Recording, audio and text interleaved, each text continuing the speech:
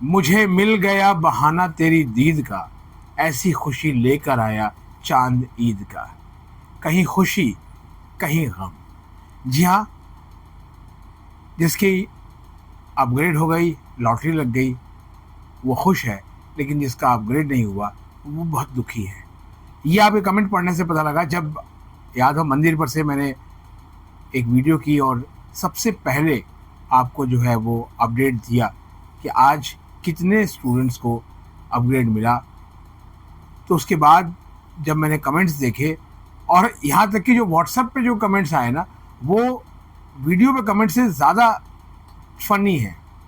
Funny ये है कि सर अब मेरा क्या होगा, ये तो वही बात हो गई, अब तेरा क्या होगा कालिया वाली बात है। लेकिन नहीं, ऐसा कुछ नहीं है।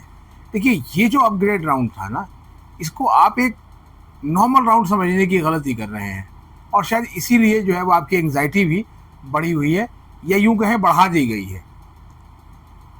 मेंटोरशिप, काउंसलिंग खरीदना और ये तमाम चीज़ें अभी भी हो रही है कि आप लास्ट तक जो है वो आप मेंटोरशिप लेते रहें, और फिर आप जो है वो कहीं ना कहीं तो आप पहुंच ही जाएंगे, और पहुंचेंगे आप अपनी कैपेबिलिटी से, वो कहेंगे कि हमने पहुंचा दिया। लेकिन सवाल ये है कि क्या इस राउंड में वाकई में अपग्रेड नहीं हुआ? जो आपके मैक्सिमम कमेंट्स बता रहे हैं कि अपग्रेड नहीं हुआ, अपग्रेड नहीं हुआ, अपग्रेड नहीं हुआ। एक स्टूडेंट ने लिखा कि सर मुझे हंसराज कॉलेज मिल गया, एक ने लिखा कि सर मुझे LSR मिल गया, किसी को क्रोडीमल कॉलेज मिल गया। एक बच्ची तो हिस्ट्री ऑनर्स मिलने से इतनी खुश हुई कि पूछिए मत। उसने कमेंट्स में इतने सारे हर्ट्स बना के भेजे हुए हैं कि मुझे लगता है कि जब ऊपर स्क्रॉल करते हैं तो वो हर्ट ही हर्ट हो रहा है, यानी उसकी बातें खिल गई।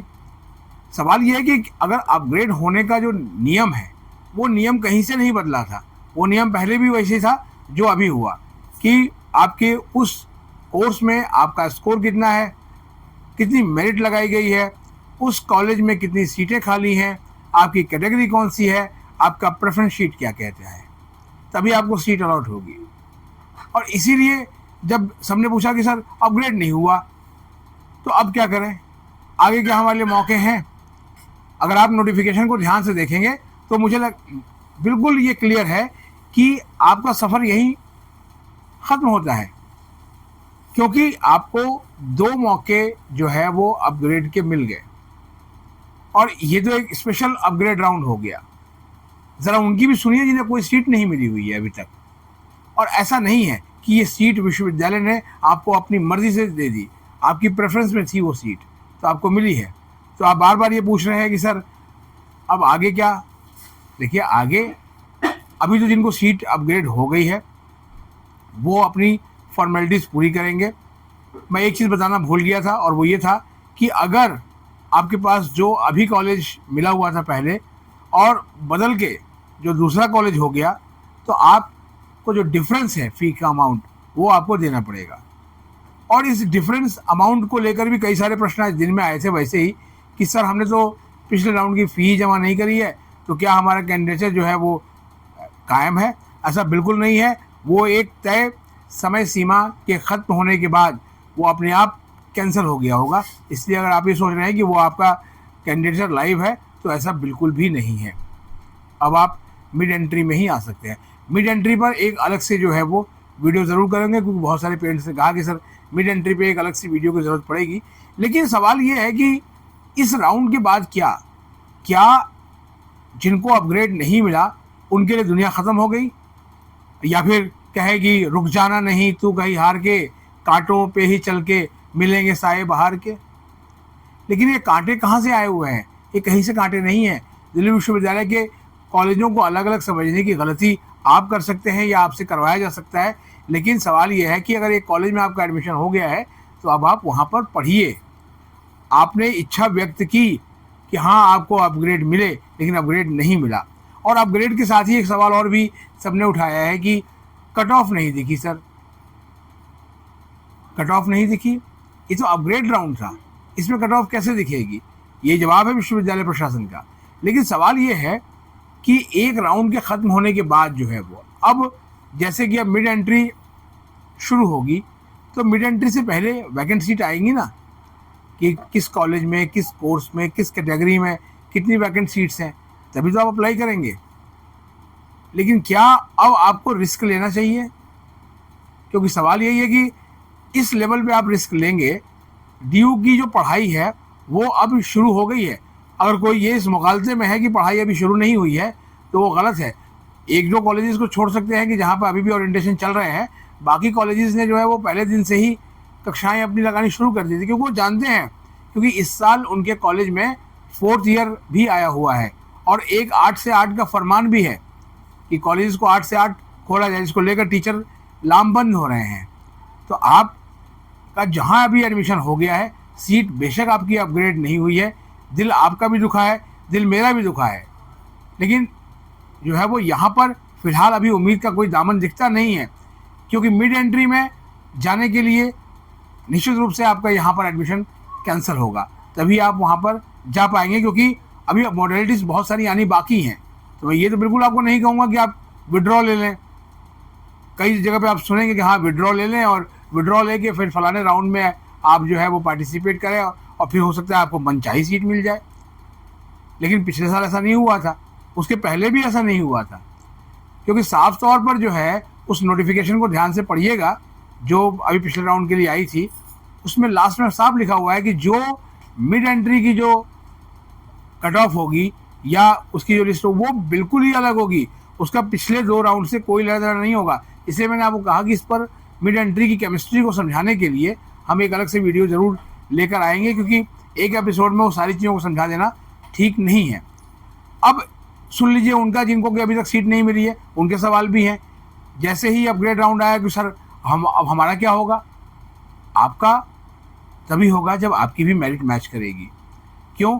क्योंकि 2 राउंड की सीटें अब एकदम जो है वो फारिग हो गई। और अगर आप ये पूछेंगे आज की डेट में डाटा की दिल्ली विश्वविद्यालय में कितने एडमिशन हो गए, तो टोटल एडमिशन कंफर्म जो बताया गया है वो है 71,130, 71,130 जो है वो एडमिशन अभी हो गए हैं, जो दिल्ली विश्वविद्यालय के प्रवेश शाखा ने जो है वो ये बताया है। इसका मतलब तो ये है कि डीयू में जितनी सीटें हैं कमोबेश एडमिशन वहाँ तक पहुँच गया है। लेकिन एक्चुअल क्या होता है कि जो फिगर फ्रीज वाली होती है उस फिगर को ही ये माना जाता है कि ये इतने लोग आ चुके हैं, उन्होंने फ्रीज कर दिया। हालांकि फ्रीज करने के बाद भी विड्रॉ करने के केसेस देखे गए हैं, क्योंकि अगर ऐसा ना हो तो इसके पहले के राउंड्स में जो डेटा बताया गया था उस डाटा में अभी थोड़ी सी कमी आई है टोटल कंफर्म एडमिशन की संख्या में। तो सवाल ये है कि क्या विड्रॉ हो गए और या फिर जो है वो एडमिशन इसलिए कैंसिल करा लिया गया कि कोर्स पसंद नहीं आया। तो जो कोर्स अगर आपको पसंद नहीं आया है, कॉलेज पसंद नहीं आया है, तो फिर ये डिसीजन तो आपको ही लेना है। पहले भी हमने आपको बताया था कि बहुत ही स्मार्टली। अब क्या हुआ है कि जिनको अपग्रेड मिला है उनमें से कुछ को तो बहुत खुशी हुई है, क्योंकि उनको अपनी पसंद का कोर्स मिल गया। एक स्टूडेंट ने कहा कि उसको BR अम्बेडकर कॉलेज में bachelor of business economics course में एडमिशन मिल गया, क्योंकि वो उसका डिज़ायर्ड कोर्स था और अब वो संतुष्ट है। हालांकि कॉलेज से वो संतुष्ट नहीं है, क्योंकि कॉलेज उसको लगा कि पसंद का नहीं है। ऐसे ही एक कैंडिडेट को जो है वो कंप्यूटर एप्लीकेशन जो है वो BA प्रोग्राम में उसको मिल गया, वो कोर्स उसे अच्छा नहीं लग रहा है, लेकिन कॉलेज बहुत अच्छा मिला हुआ है। अब जब कॉलेज बहुत अच्छा मिला हुआ है और कोर्स अच्छा नहीं है, तो ये कॉम्बिनेशन सारे तो आपने ही बनाए हैं ना, और अब उनमें जो है वो कुछ हो नहीं सकता। अब जब कुछ हो नहीं सकता है तो फिर आपको क्या करना पड़ेगा? या तो आपको वही कोर्स पढ़ना होगा और या फिर आपको जो है वो उसे कैंसिल करना होगा।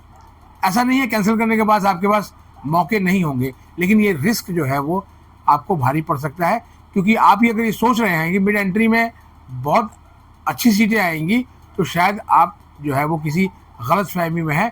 कुछ सीटें जो आएंगी तो उस ट्रेन में, जिस ट्रेन में आप अभी यात्रा कर रहे हैं, उसमें बाहर से यकायक जो है वो धक्का मुक्की होगी और बहुत सारे नए पैसेंजर्स आ जाएंगे, और उन पैसेंजर्स के पास सामान आपसे ज़्यादा है, यानी कि उनके मार्क्स आपसे ज़्यादा हैं, तो जाहिर बात है कि वही सीट ले जाएंगे।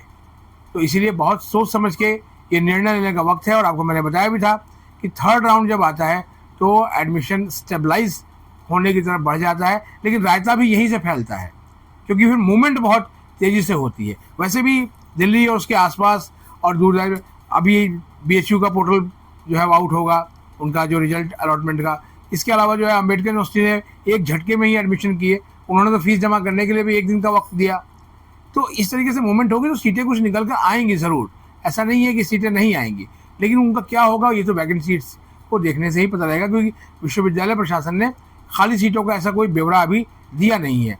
तो अगर आप ये सोच रहे हैं कि इसके बाद क्या होगा, ठीक है आपको, तो अभी फ़िलहाल कुछ चीज़ें ऐसा है कि अभी वो पर्दे के पीछे है, लेकिन आप ये मान के चलिए कि अभी अगर आपकी सीट अपग्रेड नहीं हुई तो आप उस कॉलेज में जाना शुरू कर दें जहां आपको सीट मिली है, नहीं तो काफ़ी देर होगी और फिर आपको ही इसका जो है वो खामियाजा भुगतना पड़ेगा। आपके जो सवाल हैं वो कमेंट बॉक्स में लिख दें।